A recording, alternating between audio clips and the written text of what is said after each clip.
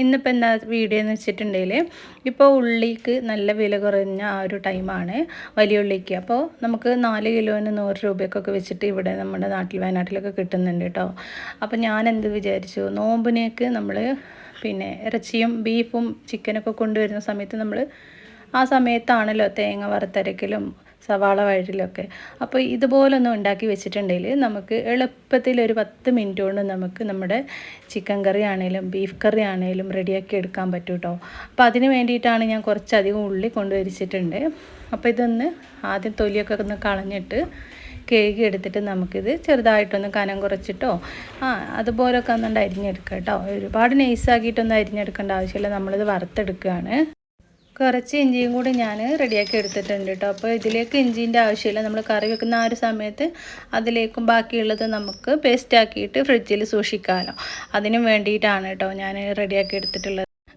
ഇതൊന്നും ഇങ്ങനെ ഉണ്ടാക്കി വെക്കുകയാണെങ്കിൽ നമുക്ക് നോമ്പിനേക്ക് ചിക്കനും ബീഫൊക്കെ ഉണ്ടാക്കുന്ന ആ ഒരു ദിവസത്തിൽ കറിയൊക്കെ ഉണ്ടാക്കുന്ന സമയത്ത് ചിലർക്ക് തേങ്ങ വറുത്തരച്ചിട്ടൊക്കെ കറി വെക്കാനായിരിക്കുമല്ലോ ഇഷ്ടം. മല്ലിയും മുളകും വറുത്തരച്ചിട്ട് ചിലർ തേങ്ങ അരക്കാണ്ടൊക്കെ വെക്കും കേട്ടോ. അപ്പോൾ ഇവിടെ ഞാൻ ചില ദിവസങ്ങളിൽ തേങ്ങയൊക്കെ വറുത്തരച്ച് വെക്കാറുണ്ട്.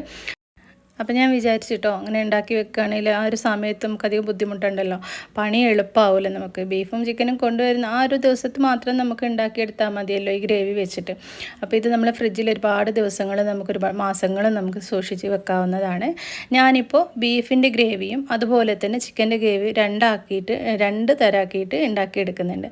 അപ്പോൾ കുറച്ചധികം തന്നെ സവാള ഞാൻ എടുത്തിട്ടുണ്ട്, കട്ട് ചെയ്ത് എടുക്കുന്നുണ്ട് കേട്ടോ.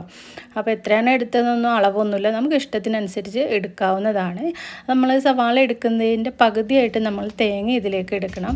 അപ്പോൾ ഞാൻ അടുപ്പൊക്കെ കത്തിച്ചിട്ട് ആദ്യം കുറച്ച് വെള്ളം ഒന്ന് ചൂടാക്കാൻ വെക്കുന്നുണ്ട്. തേങ്ങ ചിരകി എടുക്കുന്ന ആ ഒരു ടൈം വെള്ളം ഒന്ന് ചൂടാവട്ടെ, കുടിക്കാനുള്ള വെള്ളമാണ്. രാവിലെ തന്നെ ഞാൻ ചോറും കറിയൊക്കെ വെച്ച് ചായയുടെയൊക്കെ കഴിഞ്ഞ് ചോറും കറിയൊക്കെ വെച്ച് അടുക്കളയിൽ ഒരുപാട് പണിയുണ്ട് കേട്ടോ, ക്ലീനും കാര്യങ്ങളൊക്കെയാണ്. അപ്പോൾ ആ ഒരു ടൈമിൽ തന്നെ ഞാൻ ഇതൊന്ന് ഉണ്ടാക്കി വെക്കുകയാണ്. ഇനിയിപ്പോൾ അധിക ദിവസമൊന്നും ഇല്ലല്ലോ.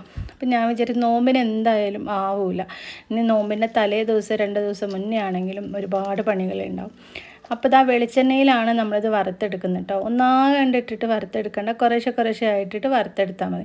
ഗ്യാസ് മേലെ ഇത് വെച്ചിട്ടുണ്ടെങ്കിൽ ഇത് എളുപ്പമായി കിട്ടില്ല, കുറേ സമയം പിടിക്കും. അടുപ്പത്ത് തന്നെ ഇത് ഒരുപാട് സമയം പിടിച്ചിട്ടുണ്ട് ഇത് വറുത്തെടുക്കാനായിട്ടോ. നിന്ന് കാലൊക്കെ കടഞ്ഞിട്ടുണ്ട്, എന്നാലും വേണ്ടിയില്ല, കുറച്ച് കഷ്ടപ്പെട്ടാൽ ഈ ഒരു ടൈമിൽ ഇതൊന്നും ഉണ്ടാക്കി വെക്കുകയാണെങ്കിൽ. എല്ലാ പ്രാവശ്യമൊന്നും ചെയ്യാറില്ല, ഇതിപ്പോൾ ആദ്യമായിട്ടാണ് ഞാൻ ഇങ്ങനെയൊന്നും ഉണ്ടാക്കുന്നത്. ഈ ഒരു ഗ്രേവീൻ്റെ ഇത് ഞാൻ യൂട്യൂബിൽ തന്നെ കണ്ടിട്ടുള്ള ഒരു ഫേമസ് ആയ യൂട്യൂബറുടെ വീഡിയോസ് കണ്ടിട്ട് തന്നെയാണ് കേട്ടോ ഞാനത് നോക്കി ഉണ്ടാക്കുന്നത്. പക്ഷെ അതിൽ നിന്ന് കുറച്ച് വ്യത്യസ്തമായിട്ട് ഞാനിവിടെ ചെയ്ത് കാണിക്കുന്നുണ്ട്. സവാള ഞാൻ മൊത്തത്തിൽ ഒരുപാട് അങ്ങോട്ട് വറുത്തെടുക്കുന്ന വീഡിയോസിൽ കാണിച്ചിട്ടില്ല. ഞാൻ ആദ്യം കുറച്ച് വറുത്തെടുക്കുന്നത് മാത്രമേ കാണിച്ചിട്ടുള്ളൂ കേട്ടോ. അപ്പോൾ ഒരുപാട് ടൈം ആവുമല്ലോ. അതുകൊണ്ട് തന്നെ ഞാൻ വേഗം സവാളയൊക്കെ വറുത്തെടുത്ത് മാറ്റിയിട്ട് തേങ്ങ ചിരവിയെടുത്തിട്ട് ഞാനിപ്പോൾ 2.5 തേങ്ങ എടുത്തിട്ടുണ്ട്. 2 തേങ്ങയും പിന്നെ ഒരു തേങ്ങയുടെ പകുതിയും കൂടി എടുത്തിട്ടുണ്ട്. അപ്പോൾ 2 ഗ്രേവി വേണമല്ലോ. അപ്പോൾ നമുക്ക് രണ്ടും പകുതി ആക്കിയിട്ടാണ് ഇത് ചെയ്തെടുക്കുന്നത്. കുറച്ചധികം കറിവേപ്പില ഇതിലേക്ക് ഇട്ട് കൊടുക്കാം. കറിവേപ്പിലയാണ് കേട്ടോ ഇതിലേക്ക് കൂടുതൽ ടേസ്റ്റ് കൊടുക്കുന്നത്. നല്ലോണം മൂത്ത് വറുത്തെടുക്കണം ഈ ഒരു തേങ്ങയും ബാക്കിയുള്ള ചേരുവകളും. അപ്പോൾ നമ്മൾ ഓൾറെഡി സവാള വറുത്തെടുത്തിട്ടുണ്ട്. ഇനി ഇതിലേക്ക് പകുതി തേങ്ങ ഞാൻ ഇതിൽ നിന്ന് മാറ്റിയിട്ട് ആദ്യം നമ്മൾ ബീഫിൻ്റെ മസാല ഗ്രേവിക്ക് വേണ്ടിയിട്ടുള്ള മസാലകൾ റെഡിയാക്കും. അപ്പോൾ ബീഫ് മസാല ഞാൻ ഇതിലേക്ക് ചേർത്ത് കൊടുക്കുന്നുണ്ട്. ഗരം മസാല ഞാനിപ്പോൾ ഇതിലേക്ക് ഇട്ട് കൊടുക്കുന്നില്ല, ഞാനത് കറി വെക്കുന്ന സമയത്ത് അതിലേക്ക് ചേർത്ത് കൊടുക്കാമെന്ന് വിചാരിക്കുകയാണ്.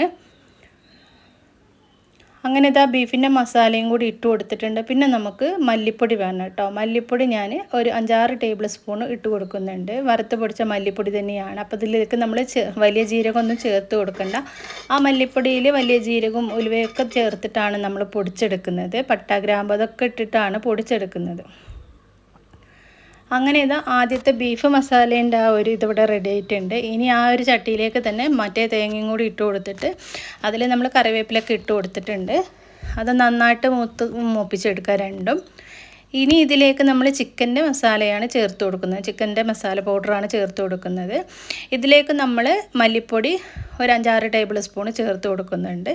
രണ്ടും ഒരുപോലെയാണ് കേട്ടോ ഞാൻ എടുത്തിട്ടുള്ളത്. അങ്ങനെ ഇതും ഇവിടെ നന്നായിട്ട് മൂത്ത് വറുക്കണം കേട്ടോ. വറുത്തെടുത്താൽ മാത്രമാണ് നമുക്ക് കുറേ കാലം സൂക്ഷിച്ച് വെക്കാൻ പറ്റുള്ളൂ. അങ്ങനെ ഇനി ഇതിലേക്ക് നമ്മൾ ഈ ഒരു വറുത്ത് വെച്ചിട്ടുണ്ടായിരുന്ന സവാളയുടെ പകുതി ഇതിലേക്ക് ചേർത്ത് കൊടുക്കാം. ചിക്കൻ്റെ ഈ ഒരു കൂട്ടിലേക്ക് ചേർത്ത് കൊടുക്കാം. നമുക്ക് ചിക്കൻ കറി ഉണ്ടാക്കാനുള്ള ആ ഒരു ഗ്രേവിക്ക് വേണ്ടിയിട്ടുള്ള മസാലയാണ് കേട്ടോ ഇതിപ്പോൾ. അങ്ങനെ പകുതി സവാള ഇതിലേക്ക് ചേർത്ത് കൊടുത്തിട്ടുണ്ട്. ബാക്കി നമ്മൾ ഇനിയിപ്പോൾ ഇത് ഇറക്കി വെക്കുന്നുണ്ട് കേട്ടോ. ഇന്ന് ചൂടാറണം, നന്നായിട്ട് ചൂടാറിയതിന് ശേഷം മാത്രമേ നമ്മൾ അരച്ചെടുക്കാൻ പാടുള്ളൂ. ഇനി നമ്മൾ ബീഫിൻ്റെ ആ ഒരു മസാല റെഡിയാക്കിയതിലേക്ക് ആ ബാക്കിയുള്ള സവാളയും കൂടി ഇട്ടിട്ടൊന്ന് മിക്സ് ചെയ്ത് കൊടുക്കുന്നുണ്ട്. അപ്പോൾ ഇത് വെച്ചിട്ട് നമ്മൾ ബീഫും ചിക്കനും എങ്ങനെയാണ് അടിപൊളി ടേസ്റ്റിൽ കറി ഉണ്ടാക്കുന്ന വീഡിയോ നമ്മൾ നാളെ ഷെയർ ചെയ്യാവുന്നതാണ്. ഇന്നിപ്പോൾ ഇതൊക്കെ എടുത്തു കഴിഞ്ഞപ്പോൾ ആകെ കുഴങ്ങിയിട്ട്, അപ്പോൾ ഇന്ന് ഈ കറി വെക്കുന്ന വീഡിയോസും കൂടി എടുക്കാനൊരു ടൈം ഇല്ലാത്തത് കൊണ്ടാണ് വയ്യ. അപ്പോൾ നാളെ നമുക്ക് നല്ലൊരു വീഡിയോ ആയിട്ട് വീണ്ടും കാണാം.